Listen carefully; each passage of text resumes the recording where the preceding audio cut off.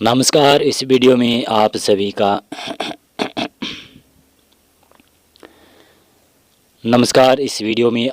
का बहुत बहुत स्वागत है। मेरा नाम कमल कुमार है और आपने देखना शुरू कर दिया है खेतों तक मौसम। इस वीडियो में हम बात करेंगे कि संपूर्ण भारत के क्षेत्रों में किस प्रकार से मौसम आने वाले 10 दिनों में रहने वाला है। बंगाल की खाड़ी में बड़ा सिस्टम उभरने की संभावना है। दिवाली के बाद में काफ़ी बड़ा सिस्टम बंगाल की खाड़ी में साइक्लोन या फिर तूफान बनने की संभावना नज़र आ रही है। और आज देखें तो आज केरल, तमिलनाडु, कर्नाटक, लक्षद्वीप से लेकर आप रायलसीमा, आंध्र प्रदेश, कोंकण, गोवा क्षेत्रों तक बरसात होने की संभावना नज़र आ रही है। तमिलनाडु के साथ साथ में अंडमान और निकोबार देश में उत्तर पूर्वी राज्यों में भी हल्की वर्षा होने की संभावना नज़र आ रही है।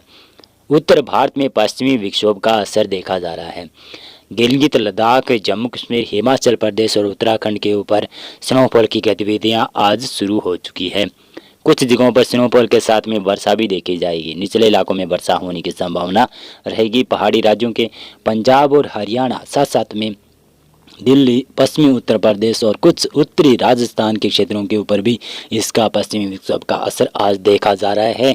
हल्की वर्षा के साथ साथ में मेघ गर्जना भी कहीं कहीं पर देखी जा रही है। 11 नवंबर को ये पश्चिमी विक्षोभ आगे निकलेगा और इस पश्चिमी विक्षोभ का असर उत्तराखंड और उत्तर प्रदेश के ऊपर आंशिक रूप से 11 नवंबर को सुबह तक बना रहेगा। उसके बाद में मौसम यहाँ पर शुष्क हो जाएगा और ये उत्तर पूर्वी राज्यों की तरफ बढ़ जाएगा, यानी सिक्किम और अरुणाचल प्रदेश की तरफ ये पश्चिमी विक्षोभ बढ़ जाएगा और फिर वहाँ पर वर्षा और स्नोफॉल की गतिविधियाँ देता हुआ नजर आ रहा है। दक्षिणी भारत में देखें, दक्षिणी भारत में भी अब मौसम क्लियर होने लगा है। मध्य भारत में मौसम क्लियर होगा और उत्तर भारत के ऊपर उत्तर पश्चिमी हवाएं चलेगी और साथ साथ में कुछ जगहों पर कोहरा छाने की संभावना भी बनती हुई नजर आ रही है। पंजाब, हरियाणा, दिल्ली, उत्तर प्रदेश, राजस्थान के भी कई क्षेत्रों पर कोहरा छाने की संभावना रहेगी और हल्की कहीं पर धुंध भी छा सकती है।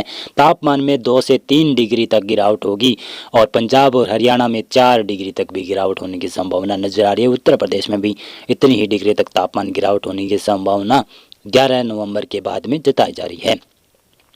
पूर्वी भारत, मध्य भारत के क्षेत्रों में मौसम शुष्क रहेगा। केरल में साथ साथ में तमिलनाडु के ऊपर बरसात की संभावनाएं नजर आ रही है। 12 नवंबर को किस प्रकार से मौसम की संभावना है? 12 नवंबर को आप देखेंगे बंगाल की खाड़ी में सर्कुलेशन विकसित हो रहा है। धीरे धीरे कर सिस्टम विकसित होने की संभावना है।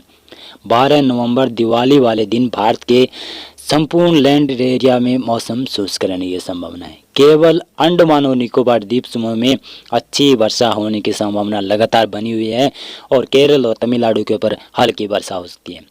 उत्तर मैदानी क्षेत्रों में पोल्यूशन कम हो गया है, लेकिन यहाँ पर उत्तरी पश्चिमी हवाएं चलने की वजह से ठंड काफ़ी ज़्यादा देखी जाएगी दिवाली वाले दिन। और गुजरात, मध्य प्रदेश और उत्तर प्रदेश और बिहार और झारखंड और पश्चिमी बंगाल तक भी तापमान में गिरावट होने की संभावना नज़र आ रही है कि 12 नवंबर तक दिखाई दे रही है। और इसी प्रकार से देखेंगे तो 13 नवंबर को किस प्रकार से मौसम की संभावना है? 13 नवंबर को भी उत्तर मध्य भारत के क्षेत्रों में सेम कंडीशन बनी रहेगी और उत्तरी हवाओं का जोर काफ़ी ज़्यादा देखा जाएगा। इसी के प्रभाव से तापमान में काफ़ी ज़्यादा गिरावट होने की संभावना नज़र आ रही है और बंगाल की खाड़ी में बड़ा सिस्टम यानी लो प्रेशर से well mark low pressure area, उसके बाद में साइक्लोन भी बनने की संभावना नजर आ रही है, जो कि 13 नवंबर को देखेंगे तो 13 नवंबर को बड़ा साइक्लोनिक सर्कुलेशन विकसित हो जाएगा और इसके प्रभाव से देखेंगे तो केरल और तमिलनाडु के तटीय क्षेत्र, आंध्र प्रदेश के तटीय क्षेत्र में अच्छी भारी वर्षा और अंडमान और निकोबार द्वीप समूह में भी भारी वर्षा होने की संभावना नजर आ रही है। 14 नवंबर को देखेंगे तो 14 नवंबर को उत्तर मध्य भारत के क्षेत्रों में मौसम शुष्क, पूर्वी भारत और उत्तर पूर्वी भारत में मौसम शुष्क रहने की संभावना नजर आ रही है। केवल देखें बंगाल की खाड़ी में लो प्रेशर एरिया विकसित हो जाएगा। इसी के प्रभाव से केरल और तमिलनाडु, साथ साथ में आंध्र प्रदेश के तटीय क्षेत्रों के आसपास बरसात होने की संभावना नजर आ रही है। अंडमान और निकोबार द्वीप समूह में और लक्षद्वीप में हल्की वर्षा, अंडमान और निकोबार द्वीप समूह में भारी वर्षा होने की संभावना नजर आ रही है। उत्तर पूर्वी राज्यों में देखेंगे तो मणिपुर और मिजोरम के ऊपर ही हल्की वर्षा शुरू होने की संभावना नजर आ रही है। 15 नवंबर को किस प्रकार से मौसम की संभावना है? 15 नवंबर को बड़ा सिस्टम बंगाल की खाड़ी में उभर जाएगा, या तो यह डिप्रेशन बन जाएगा या फिर यह साइक्लोन भी बनने की संभावना नजर आ रही है। डिप्रेशन तो बहुत ही ज़्यादा संभावना है कि ये 80 से 90% संभावना है कि डिप्रेशन बनेगा। इसका प्रभाव देखेंगे तो केरल, तमिलनाडु के साथ साथ में आंध्र प्रदेश, तेलंगाना और इसी के प्रभाव से, इस सिस्टम के प्रभाव से देखेंगे तो उड़ीसा तक बादल आने की संभावना नजर आ रही है।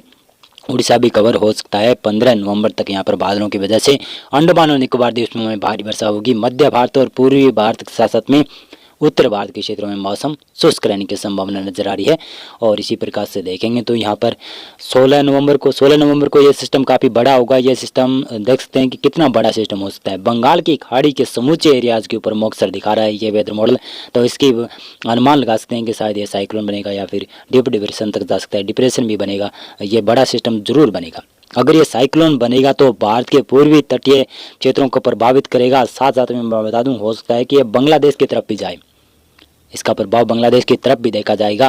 केरल और तमिलनाडु के साथ साथ में आंध्र प्रदेश, उड़ीसा, पश्चिमी बंगाल के तटीय क्षेत्रों के ऊपर बरसात की संभावनाएं काफ़ी ज़्यादा देखी जाएगी। अभी जब यह सिस्टम बंगाल की खाड़ी के अंदर होगा, काफ़ी इंटेंसिफाई सिस्टम होने की संभावना नजर आ रही है। 17 नवंबर को देखें तो 17 नवंबर को यह सिस्टम कमज़ोर पड़ने की संभावना है। शायद ये लैंडफॉल करेगा सिस्टम। अभी इस वेदर मॉडल के अनुसार तो देखेंगे तो ये पश्चिमी बंगाल और बांग्लादेश की तरफ जाता हुआ दिखाई दे रहा है। और इस वेदर मॉडल के अनुसार देखेंगे तो मेरे अनुमान के मुताबिक बताऊं तो ये सिस्टम पूर्वी भारत के तटीय क्षेत्रों को प्रभावित कर सकता है।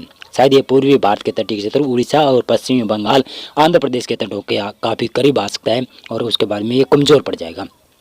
लेकिन साइक्लोन तो बड़ा प्रभावी होता है। साइक्लोन बनेगा तो इसका प्रभाव भी काफ़ी ज़्यादा देखा जाएगा और बंगाल की खाड़ी में फिर से दोबारा से सिस्टम विकसित होने की संभावना भी नज़र आ रही है। इसके बाद में भी एक सिस्टम और विकसित होने की संभावना नजर आ रही है, जो कि 18 या 20 नवंबर के बाद में बनता हुआ नजर आ रहा है। बंगाल की खाड़ी में देखेंगे तो 18 नवंबर को ही एक सिस्टम विकसित होने की संभावना नजर आ रही है। और पिछले सिस्टम का प्रभाव देखेंगे तो केरल और तमिलनाडु, साथ साथ में आंध्र प्रदेश, उड़ीसा के तटीय क्षेत्रों के तक काफ़ी ज़्यादा भारी वर्षा देखी जाएगी। तेलंगाना तक भी बरसात होने की संभावना पिछले सिस्टम की वजह से होगी। उत्तर भारत के ऊपर पश्चिमी विक्षोभ भी आने की संभावना बन रही है। जिस प्रकार से हमने बताया था कि 20 नवंबर के आसपास पश्चिमी विक्षोभ आने की संभावना है, तो वैसा ही होने वाला है। पश्चिमी विक्षोभ जरूर आएगा, लेकिन थोड़ा कमज़ोर हो सकता है या फिर सक्रिय हो सकता है। इसका अनुमान लगाना अभी बाकी है। आप देखेंगे तो यहाँ पर 19 नवंबर को मौसम की जानकारी लें तो 19 नवंबर को भी एक बंगाल की खाड़ी में सिस्टम विकसित हो जाएगा।